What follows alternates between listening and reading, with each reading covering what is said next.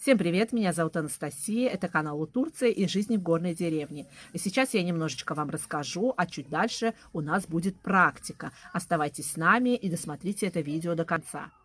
Главное отличие рыбалки в Турции – это, конечно же, климат, разновидность рыб и правила. В Турции рыбалка чаще связана с морем и требует разрешения. Как вы знаете, а может быть нет, то в Турции есть 4 моря. Я пока сюда не приехала, я об этом вообще не знала. Эгейское море, оно находится здесь у нас в Измире. Черное море, оно находится в стороне Караденис. Белое море – это Анталия. Кстати, если вы не знаете, где погулять и куда сходить, мы недавно записывали видео, ездили в отпуск в Анталию. Райские, потрясающие, красивые места. Кому интересно, заходите сюда, оставлю под этим видео ссылочку. И Мраморное море, о котором я практически ничего не знаю. В морях водятся такие виды рыб, как морской окунь, дорадо, тунец и сардины. Кстати, сардины самый любимый, распространенный и популярный вид рыбы у турок. Ее делают как бутерброд с хлебом, ее жарят. В общем, в любом столе у турок вы найдете жареные сардины. Есть еще пресные водоемы, где водятся сом, форель и карп. А вообще в Турции очень классные, свежие, красочные, с большой разновидностью. Это недельный рыбный рынок.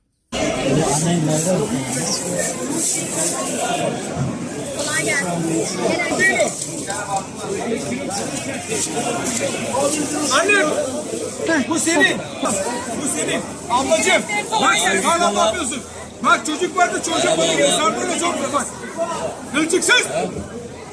В Турции для рыбалки требуется специальное разрешение, особенно если вы этим занимаетесь в море, потому что существуют ограничения по видам и размерам рыб. Чуть дальше я об этом вам покажу. Также очень популярны морские туры на яхтах. С рыбалкой в бухтах и озерах часто совмещается с отдыхом. В Турции рыбалка воспринимается как часть туристического отдыха, не как у нас культурные традиции. Помню, как с папой все детство ездили на рыбалку. Кстати, здесь очень популярны и в основном пользуются сетями. Это связано с тем, что страна активно развивает рыболовство как отрасль и экспортирует морскую рыбу. А уже любительская рыбалка, она с удочкой. Кстати, в Турции очень часто можно заметить, как вдоль побережья, особенно на стороне моста, всегда стоят очень много мужчин с удочками. Это вот в этом случае. Еще есть очень частое такое приспособление. Это круглый такой моток лески, на конце которой прикреплены штуки 4-5 разных, в общем, крючков. Морская рыбалка в Турции часто коллективная. Они выходят далеко в море на пароходах и закидывают большими сетями. Сеть – это легальная часть морской промышленности, где любителям она практически недоступна. Еще есть одно отличие. Например, у моего папы удочка была всегда с поплавком. То есть закидываешь удочку, поплавок сверху, клюет и все видно. В Турции удочки совершенно другие. У них на конце вместо поплавка завязана такая свинцовая гиря. То есть ты бросаешь, и она уходит, в общем, куда-то там, я не знаю, в глубину. А еще в Турции сохранилась такая культура ловли рыбы копьями. Да, здесь такое тоже можно встретить.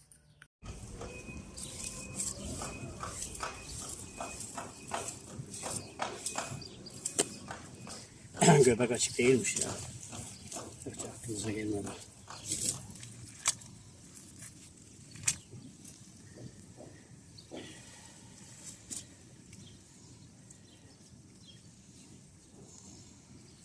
Balık da dedi. Birazcık bir balık tutmuş. Tutsana bir balık.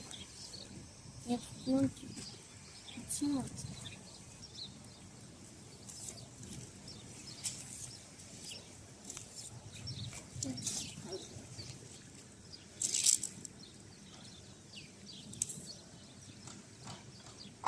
Evet.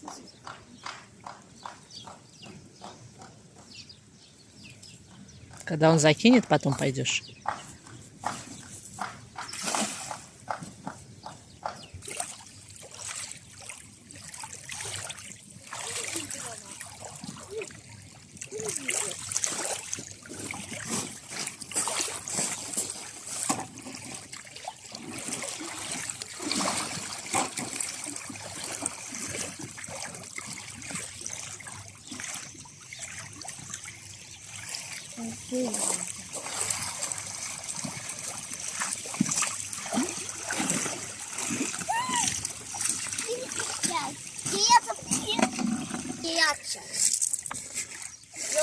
Первый улов у нас был не совсем удачный. Была маленькая рыбешка, то есть детишки, которые нам пришлось выбросить обратно.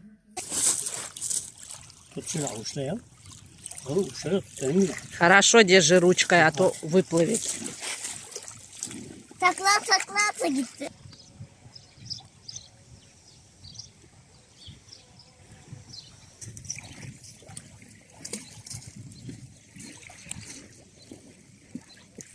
Здесь заброшенная лодочка чья-то.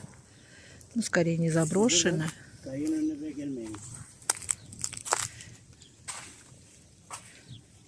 Не плавучая, короче, наверное, разбитая. Потому что здесь очень сильные штормы. И бедные лодки, они все бьются о берега и дырявятся потом.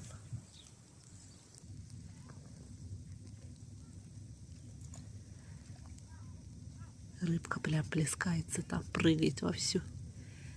Не знаю, видно вам, нет.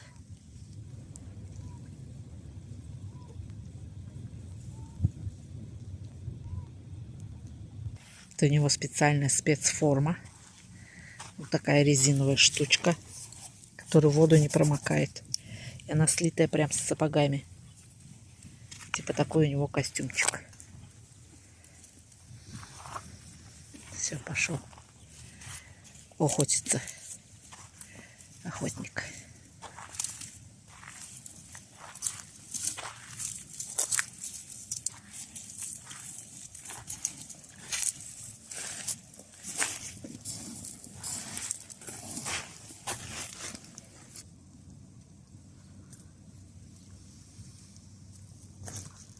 Стой здесь.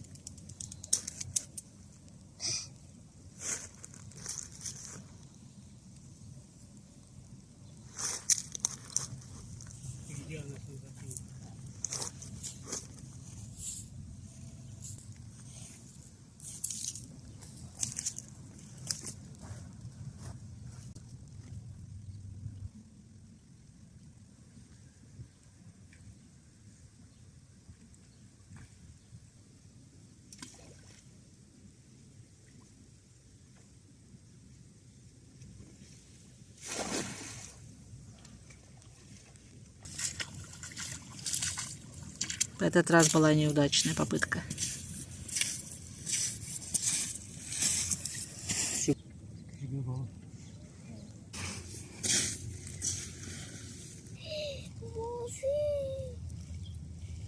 Ben bunları acil almalıyım.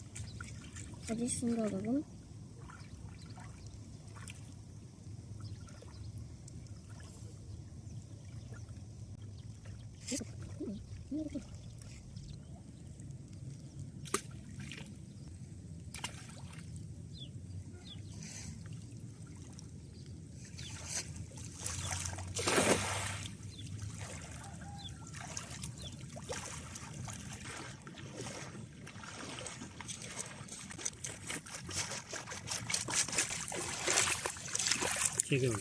Bak ayakkabının tuzlanıyor. Tuzlandığı zaman su ayakkabıyı çöküyor.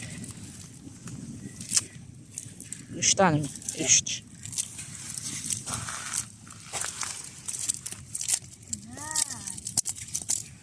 Bayağı bir.